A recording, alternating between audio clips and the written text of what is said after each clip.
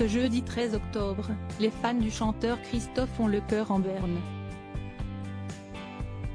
L'artiste, interprète de l'incontournable Aline, aurait fêté ses 76 printemps.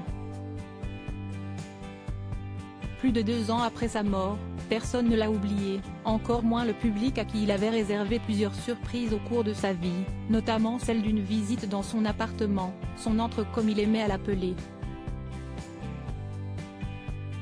Christophe avait convié les caméras de Paris Première chez lui de manière exceptionnelle.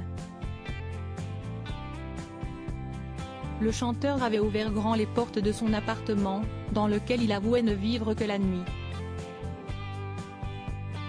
Daniel Bévilacqua, de son vrai nom, s'était même servi un verre de vin pour débuter l'entretien et donner des informations sur ce lieu de vie dans lequel il a créé, chanté, monté ou produit des chansons que tout le monde continue de chanter malgré sa disparition.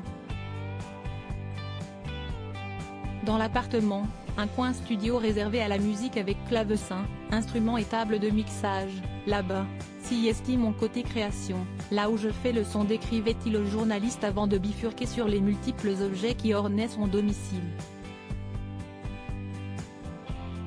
Il possédait notamment un bronze, sa dernière acquisition représentant un escarpin des femmes du Moulin Rouge.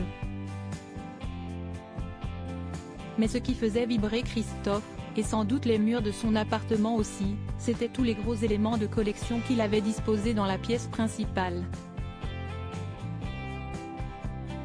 Jukebox, poste de radio, grand cadre, photos d'époque, des objets comme ça que j'ai eu envie de voir se mélanger à d'autres.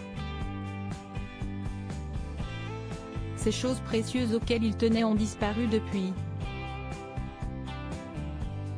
Emporté à l'âge de 74 ans, Christophe n'a pas eu le temps de préparer son départ. Que sont devenus tous ces éléments de décoration? Ils ont été vendus. Le Figaro annonçait en octobre 2020 que l'appartement avait été complètement vidé dans le but d'organiser une vente aux enchères publiques qui permettrait aux fans de posséder une chose de leur idole. L'événement avait d'ailleurs rapporté la coquette somme de 650 000 €.